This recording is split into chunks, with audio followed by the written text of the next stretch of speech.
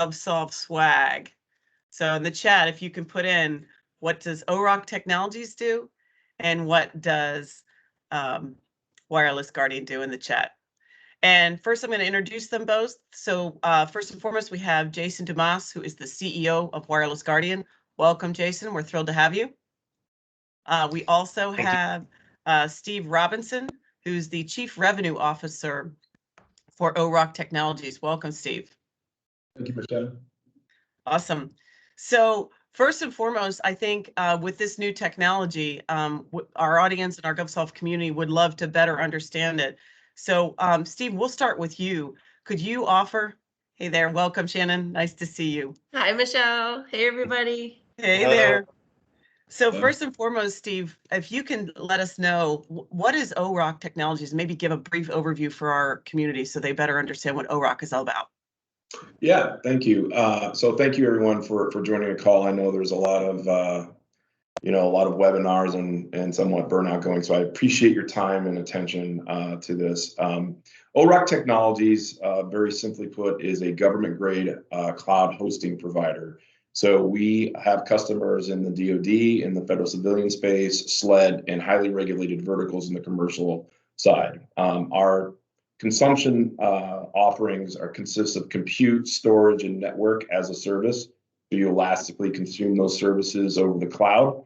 And our differentiation is very specific, and we'll get into more detail on this as we go through the panel discussion. But there's three pillars. One is predictability and determinism in an entity's consumption of the cloud. It's a very important thing. It's not happening in the market today, even with hyperscalers or the large three cloud providers, let's put it that way. And so we speak very specifically to that and how we help customers with that. The second is compliance and security. And we're, as I said, a government grade cloud. We're a HIPAA compliant cloud. We're a PCI DSS compliant cloud. We have over 400 plus security controls, NIST-based security controls embedded in our architecture, which gives us a lot of compliance posture would be the way to say it. The third leg to the stool is how you consume Oroc, and that's where we're also very different from what you see in the market.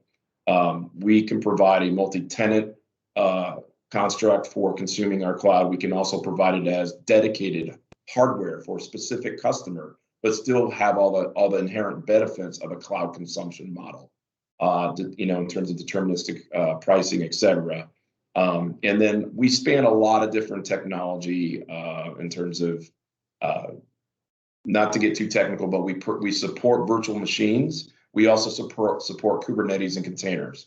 So there's different flavors of this government compliant cloud that you can consume in terms of OpenShift, Red Hat, HPE, Ezmeral, and others that we can talk about. So that's the 360, and I'm excited to have the discussion today, Michelle. Thanks. Awesome. Thanks so much, Steve. Jason, we'll turn to you. Can you guys give our community an overview of what Wireless Guardian offers and the solutions you have? Sure. Thank you, Michelle. And I want to echo what Oroc was talking about. I know everyone's busy. We're honored to be chosen as one of the top emerging technologies with Oroc today, and we greatly appreciate everyone's time. Wireless Guardian is a threat detection system that uses wireless signals in order to understand the environment in a whole new way.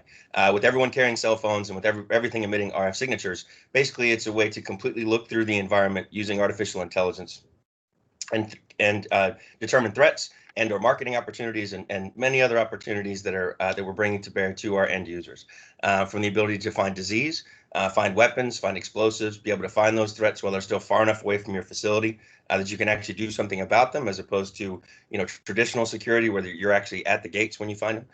To be able to track everyone while they're inside the building, so you know where everyone is at any given moment. So for a shooter or a fire or some sort of catastrophe, you can actually know where everyone is and allow the first responders to get between, the people that are hiding and the threat itself. So it's an honor to go through the technology with you today. Thank you, Ms. Michelle. Mm-hmm. All right, awesome. Thank you so much. I know we saw lots of dinging going on, lots of folks joining. So I think really super cutting edge technology, obviously, that we wanted to get in front of you all. But I think help us understand and the community understand these solutions better. can you each go through, and Jason, we'll start with you. What have you implemented with your customers to kind of give a sense of where, kind of get the brain trust going on where our community might be able to position Wireless Guardian ORock? So Jason, we'll start with you. Sure. So I believe one of the main reasons we were chosen for this panel is what we're able to do for COVID detection or disease detection. And we've worked hand in hand with SYNNEX to get that out to hundreds of different schools out there. We're actually testing over 100,000 children a day for COVID. We've proven to stop at least 3 outbreaks at the schools that we protected so far. So it's a way it's actually an honor for us to be able to be part of that sort of solution, to get people back into school, get life back to normal through this pandemic. So what we do basically is offer a low-cost hardware solution that we can attach to a facility like a school, office park, restaurant. But with a camera up front, we can check for disease, weapons, explosives, human threats, the people that are banned, whitelist and graylist functionality. And then we attach to the Wi-Fi network inside, so we can track the movement of everyone while they're inside the facility. So using Loudoun County, Virginia as example, they have 100 schools that have our system in it. Justin is the IT director there. He's actually done a couple of webinars with us, and he's actually scheduled to do a TED Talk as well. That's how much he likes the system. That's where we've actually had proven stops of the outbreaks where they're logging those things. Like we're testing, I think for them alone, over 80,000 students a day. So they're looking at it as a holistic approach.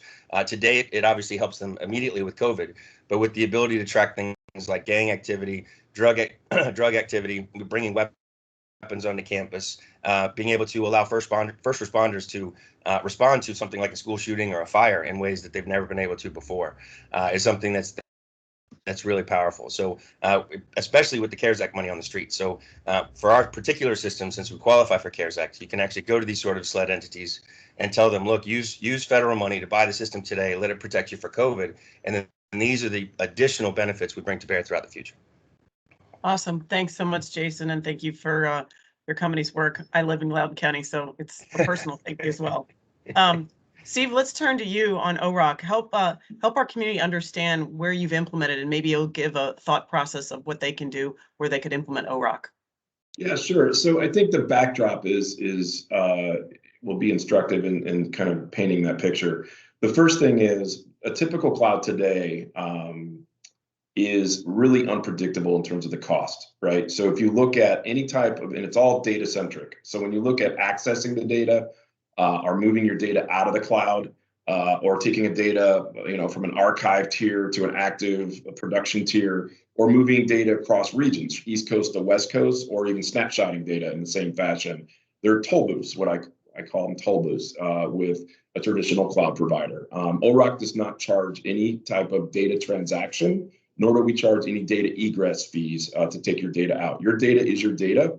It's a sovereign type of asset that we view you should have full span of control and not be charged to move it or access it. So that's a very key distinction on how we're helping customers.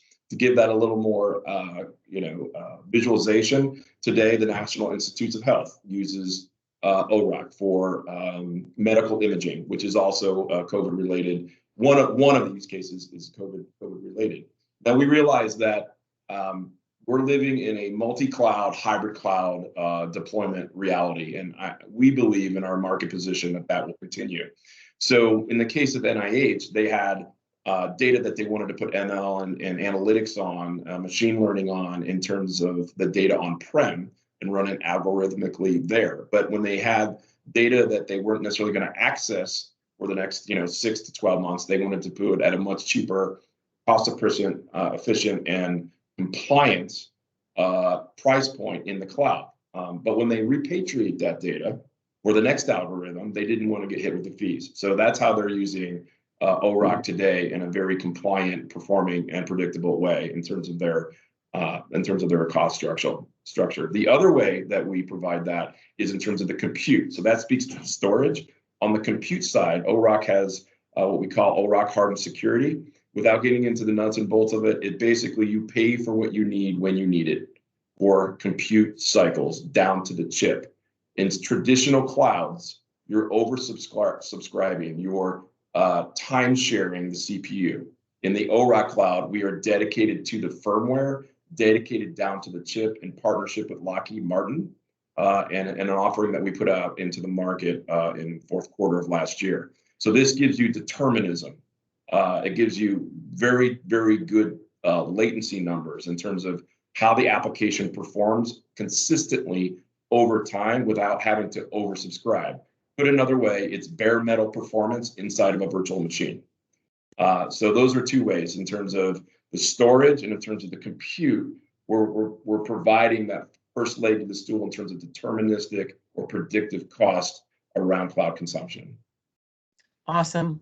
Thanks so much, Steve. Very relevant. And thank you for your hard work and your team's hard work at NIH. My mom works there, so thank you so much. So we've heard about the solution. I think all of us can vote thumbs up for the cool factor for both these technologies. But let's be honest, how easy is it to implement? So Steve, why don't we start with you? How easy is it for our GovSolve community to implement the Oroc technology solution? Well, first and foremost, we always have to consider the customer's IT environment. Everyone's a snowflake. Everybody's starting from a different point and maturation in terms of their cloud journey. And so there's an assessment that needs to happen. Oroc, from a pre-sales perspective, addresses that assessment, and our channel partners and an enablement of our channel partners through Oroc University is where we also have that connective tissue to assessing what is the right thing to do. And again, our belief is not everything will go to the cloud. The other thing I would mention is that we can bring the cloud to the agency, meaning we can take our stack and deploy it inside of an agency's data center and provide for remote management of that, which is another unique characteristic of the Oroc portfolio and offering. But so the first thing is assessment. The next piece is, how do I get there, right?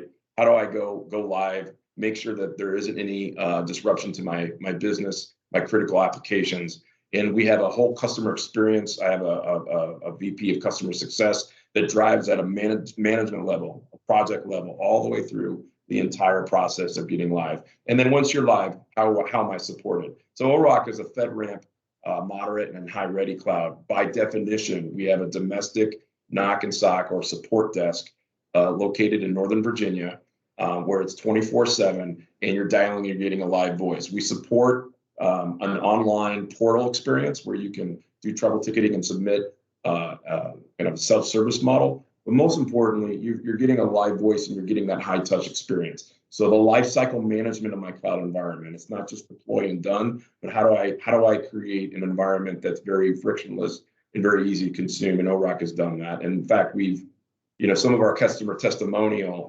speaks to that, in fact. Awesome. Very relevant. I think cloud is obviously of utmost importance right now for everybody. So very relevant. Thank you so much, Steve. Jason, we'll turn to you. So how easy is it to implement the Wireless Guardian solution?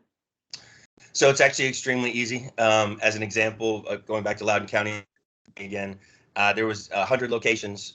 They wanted it up and running by December 31st of last year in order to meet the CARES 1 deadline for spending of the funds. They gave us the PO the week of Thanksgiving, and in less than 5 weeks, we had all 100 systems up and running and processing the technology. So it's very easy to get up and running. We work with the big three-letter agencies, DHS, FBI, those sorts of places, or those sorts of entities, and we're invited to come in to places like the Super Bowl, right? We've protected the last 3 Super Bowls with our system. And so when you show up with the technology and you basically have to absorb everything that's happening inside this massive building, the system must be easy to implement, must be easy to make work and absorb all those different data feeds. So it's a completely open infrastructure. For your average building, it would be no different than installing something like a Wi-Fi system or a Ring doorbell system, if you will. It's about a day's implementation. You get teamed up with our system engineers so that we can make sure it's implemented properly. As a matter of fact, I'm not sure if you put the Capitol building behind you as a shout out to us or not, but we actually, some of the people that are actually here with our team today put in the wireless infrastructure on the Senate side of that Capitol building behind you. So we work with a lot of big 3-letter agencies. We're meant to come in, be able to protect a facility and absorb all of the different data feeds and then be picked up and moved to the next event. So it's extremely easy to integrate, and we'd love to talk to anybody about learning more about how they can do that. Awesome. Thanks so much, Jason. So I think both of these solutions obviously are relevant for all of you, not only just for SLED, but with Fed buying season coming up very shortly. Both of these solutions, with the Oroc being FedRAMP and then obviously Wireless Guardian being adapted by many federal agencies, I think very relevant for you to be able to implement. in your community, in your customers. So obviously we've heard about the solution. We've heard how easy it is to implement. I know the burning question is, okay, what are the channel programs, right? How can you help support our community to sell? So we'll start with you first, Jason. So tell everybody about the Wireless Guardian channel program, if you could. Sure. So we tried to make it as easy as possible.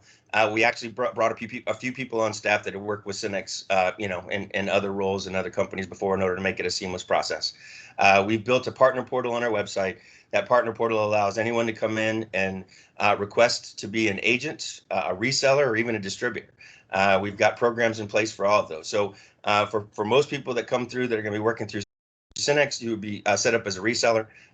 You basically would sign the SYNNEX agreement that gives you up to 30% of the MSRP price. So you are able to take the equipment, turn around and resell it. It's an extremely easy platform. You have access to all of our marketing material, all of our training material. There's training videos, all the literature that you would need. And then we also have a complete staff of sales reps that would support you in any of your sales efforts when you reach out to your end users until you get up to speed on exactly what it is, the pricing, and what to recommend for a particular sort of situation. We have whole staffs that could sit on those calls with you and make sure that we're telling the story in a way that is efficient, cost effective, and is the right solution for your client. Awesome. Thanks so much, Jason. Steve, we'll turn to you for the Oroc Technologies channel programs and how the community can best utilize them. Yeah, from our origins, we were always channel first in terms of our go-to-market. So we have a formal channel program, a partner portal with all of the content, enablement, and deal reg and capabilities you would expect. Clearly, we're aligned and strategically partnered with SYNNEX. I came from Aero. I ran prior to coming to Oroc over 3 years ago, I ran Aero, and the point there being is I understand channel partners and their journey to cloud and the services that they need. And I designed our partner program around being cloud native. And not trying to mix, hardware sale with cloud. So you'll find it to be very, very friendly and push button in terms of, frankly, how you make money with Oroc. That's the other thing I brought forward to the equation in terms of front and backside incentive margin. Would love to have conversation with partners around that, around the specifics. Just know that I understand the hyperscale model. And I understand how the money is made, and we put together a very attractive yet realistic partner program on those. And then lastly, it's the support you get, right? So with Oroc, it's co-selling. I have a team of direct sellers. Bill Perron, who's on the call here, is my VP of channel and SIs, and we bring to bear much more than just a portal. We bring a very specific technology and sales expertise to help you in the journey of the sale with your customer, and that's the final point. That journey, in my experience, in doing this 15 of my 25 years in industry, is education. It's really that simple. How do you educate in a very simple term, how do you educate the customer on the value, the business value, and the technical value of going to the cloud and what their journey would look like going on that path? And how do you make it very easy for them to do that and rationalize that? And that's what our team does every day with our channel partners. Awesome. Thanks so much, Steve and Jason. So I promised you all that I was going to stump our panelists. So I'm going to start back with you, Steve. So Steve, what is your superhero power? My superhero power?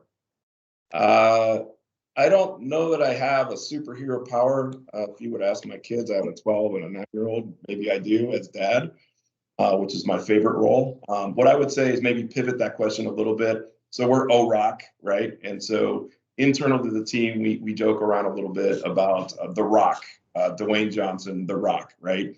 And is an individual or a team performing like The Rock in terms of everything we do, and just that constant, persistent pursuit of delighting the customer. So I guess that would be my answer. Okay, awesome. All right, Jason, what's your superhero power? I thought long and hard about this, but I would have to say that cooking would be the surprising superhero power that I have. Body by gravy, as they say, right? So I love to cook. I love to. I actually like to cook more than I like to go out to restaurants. I grew up in New Orleans, and cooking Cajun food is one of my favorite things to do. So actually hoping to get a crawfish boil scheduled for this weekend. So fingers Awesome. crossed we can pull I'm it off there. out here in I'm California. there. Awesome. Well, in all fairness, okay, so my superhero power is during COVID, I learned how to make a very good, very mean baked potato. So I know it's a random skill. And the other, and then many of you know me, is I know how to throw a really good party. So when we get back to phase 500 or the new normal, we're going to have a big party like you all remember, like GovSolve can do. So, and we'll have a great party. So anyone who has any questions, please go ahead and put them in the chat. But I also want to make sure, let me turn to both of you. So Steve first, how do you want them to contact you? So if there's leads or there's opportunities that they're thinking about, how do you want them to contact you and the Oroc team, Steve? Yeah, so we've got a general sales inquiry email out on our website, but more specifically, they can contact me directly, srobinson, ROBINSON at oroctech.com, and I can get it down to Bill and the team and drive that conversation in terms of partnership. Great, thanks, Steve. Jason, what about the Wireless Guardian team? Sure, our website is thewirelessguardian.com. That's the easiest place to get a hold of me. My email address is jason@thewirelessguardian.com. You can send inquiries there. And then if you want, direct access to the entire sales team, there's sales at the Wireless Guardian. But for first time contacts, you might want to reach out to me or go through the website so that we can make sure we assign you the proper, a sales assistant and engineering team to you. And those will be your first calls moving forward to help you through the entire process. Just as Steve mentioned with Oroc, it's all with, especially with our technology, there's so much to learn, so many nuances to how the radio frequencies can be used, that it's really best for us to kind of go through the first few sales cycles with you and support you throughout that, all the way through the sales cycle and then through implementation and turnover to the end user. So that would be the easiest way. That way we get you in touch with the right people right off the bat and get you all the training that you need.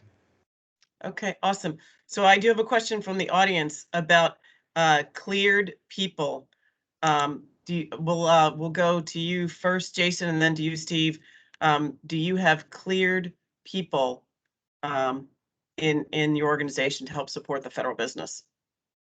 Are you talking about federal clearances for top secret information? So Correct. we do have, yes, we do have people on our staff for that. We're actually gone through a few of the SBIR programs with the DoD, which is the Small Business Innovation and Research grants. Most recently, one specific for the U.S. Air Force with protecting our nuclear assets while they're in storage. So we do have the ability to support you in the federal buildings, and we have a specific team that we would utilize for that sort of sensitive information. Okay. Steve, you want to take it from an Oroc perspective, please? Yeah, we've got, so I have a federal team and a commercial team, and on my federal side, there's a couple that have those clearances. Okay, awesome. Jason, this one is to you. How do you handle customer wiring needed for your solution? So ultimately, we try and get as much as we can connected to the intranet that we create when our system is operating. Basically, we put an invisible fence around an entire facility. That invisible fence is really an intranet with all the different frequencies and technologies that we cover. If it does have to be hardlined, it's something that we would go through in the site walk phase and determine these are things we'll have to connect to. Let's say existing CCTV cameras where we would want to connect to that digital feed, connect to the GPU. If it's an temporary install, then that's one answer. We would come in and figure out the most efficient way to attach to it, get that into the artificial intelligence, let's say for a stadium during the Super Bowl, be able to feed that for the 5-6 days that we want to protect the building, and then pick it up and leave. If it's a permanent installation, then that would be part of our site walk.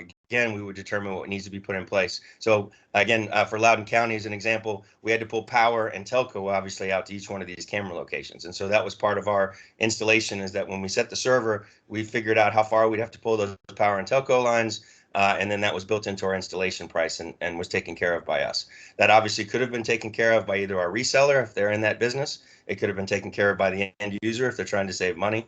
So we're extremely, easy to work with from that regard, but usually we determine what we have to hardwire into very quickly, and in most cases, it's not necessary, as we can gather what we need wirelessly. Thank you so much, Jason. Steve, I think this is directed to you, and you maybe give a definition to zero egress. What is a zero egress example, Steve? Yeah, so when you subscribe to a cloud provider, you're going to define how much storage and compute that you need for your workload or your data. And then there'll be other, cost items, line items, in terms of how much, in terms of gigabytes, are you taking out of the cloud. You may have a need to, like the case of National Institutes of Health, they were archiving data, but they want to put algorithms on that data. In a future point in time, they need to pull the data back down to be processed locally in the prem. That's a clear example of where that might be. But there are what we call, there's metering. There's metering for every gigabyte that you bring back. There's going to be an egress charge for that. Oroc does not charge for that. The other piece is what we call data transaction fees. Just for instance, let's keep with the archive example. If you do the, kind of the Amazon Glacier model for archiving, and let's suppose you need that data back in a day, or in a week, or the other direction in an hour, there are different fees depending upon how quickly you need that data back. With Oroc, you always have continuous, persistent access to your data. We're not charging you to access your data, whether you're archiving it or whether it's actively used by workload. There are no additional line item metering that takes place. Awesome. Thanks, Steve. One for you, Jason. So as more and more people are getting vaccinated, how is the Wireless Guardian solution going to, additionally show the benefits? So like I was explaining earlier, we obviously can check for disease today, and we qualify for the CARES money, so you can immediately use those federal funds to pay for our system. But we basically will work through any sort of security environment. So at the front of these schools, and we keep going back to Loudoun County, but basically at the front of these schools, we're checking for whether it's a student that should be here or not, whether they've been expelled or asked never to return, whether the teachers are supposed to be there or not. If it's a parent that lost the ability through custody issues and they can't pick up their children anymore, we can recognize that and prevent those issues. Gang activity, drug activity. The system is smart enough to understand everything that's happening around the entire facility. And so, yes, it definitely checks for disease today, and we're proud and honored about what we've been able to achieve there. But the future proofness of it is to be able to go into a school and say, we can prevent weapons from making it inside. We can make sure only people that are supposed to be here are inside today. A stat that kind of shocked me was over 99% of the actual school shooters were not supposed to be on campus that day. So being able to make sure that they are not, the people that are not supposed to be here are kept out. Children can't go into the wrong cars. People can't pick them up, from anything from human trafficking to gang activity or any of those things. So from the standpoint of future proofing, really COVID has allowed us to utilize federal funds to get this out there and kind of and show the system what it can do, especially with the advent of the protection from the disease. But what we're really proud of is all the other features that we're able to bring to bear. So that I think is really a powerful story for the resellers here, is that, you can go out there and have a system that normally would be difficult to get on a budget just because schools are already strapped so thin, where we can use federal funds, implement this, and make a real difference with security in schools moving forward. Awesome. Thanks, Jason. Mm-hmm. We are about out of time. Any other questions, you can just shoot me a note, Michelle Chapin at SYNNEX.com or at govsolve@SYNNEX.com. I want to thank Jason and Steve. Thank you so much for your time and knowledge. We are excited to get you in front of our GovSolve community, and we're excited about these new solutions that you can bring to them. And thank you, everybody, and have a great day. Almost Friday. Thank you, Michelle. Thank you.